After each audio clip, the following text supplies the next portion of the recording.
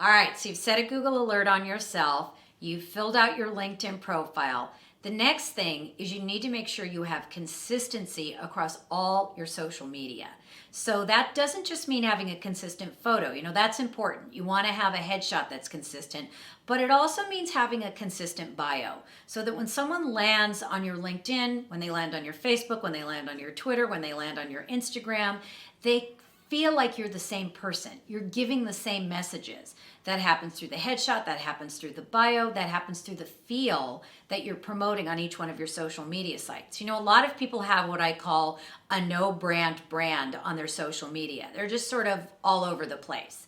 And the reality is that if you're giving a consistent message across the board, people get more of that sense of trust and confidence in you. They also have a clearer sense of who you are, who your personal brand is when it's all the same, when it's all lined up to be consistent.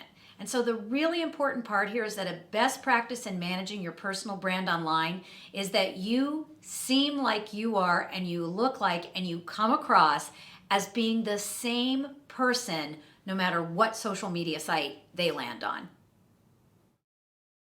So in addition to making sure that your social media is consistent across all the platforms, the other thing to keep in mind is that ratio rules the day. You want to strive for a ratio of 90-10 when it comes to content versus promotion. So that means 90% of what you put on your social media should either be uplifting or entertaining or inspiring or educational, and only 10% of what you offer should be promotional. It's amazing how many people have it the opposite way. 90% of what they do on their social is promotional and only 10% is useful information. So you want to think about your audience and how they consume information and what they want from you. And if they want inspiration, then maybe 90% of what you offer is inspirational content. If they're looking for hard information, to-dos, then maybe you want 90% of it to be that kind of really useful information. But the more you keep that ratio, the better your online presence will be, the better your online reputation will be, because you'll be establishing your personal brand as someone who gives that kind of information that's, again, either educational or entertaining or uplifting or inspirational. The thing I want to say about putting content on your social media is that using video and images has a very dramatic impact on the way people view your social and your personal brand.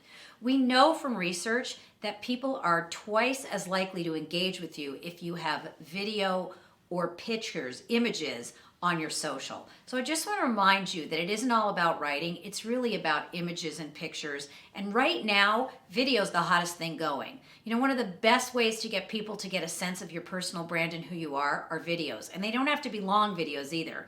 They can be short 1 to 2 minute videos that you put out once a week on Vimeo or on YouTube that just give people a sense of who you are, what your content is, what you're thinking, what your brand is. It's a very effective way to give people a sense quickly of your personality and of your personal brand.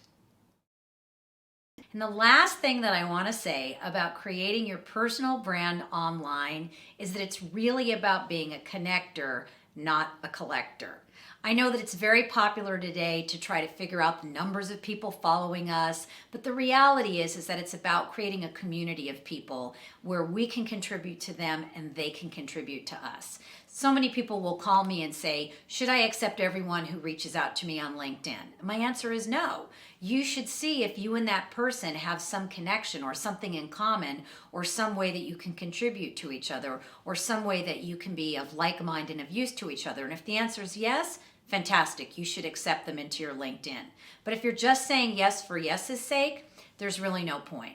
So think a little bit more carefully about who you reach out to connect with, and think a little bit more carefully about who you accept when they go to connect with you on social media so that you're creating more of a community, not just collecting people.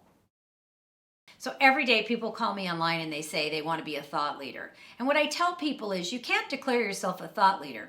You have to organically work through a series of steps to get to the point where the world or your community sees you as a thought leader.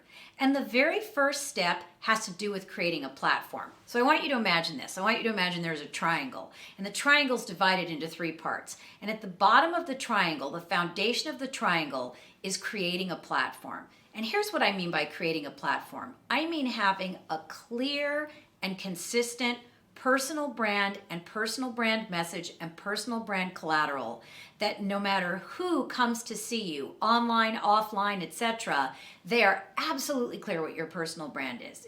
There's no question about it. That's what I mean by creating a platform. A platform involves a couple of things. One, it involves a clarity of what your brand is. We talked about that in the first module of the program. It's really understanding those 7 lenses.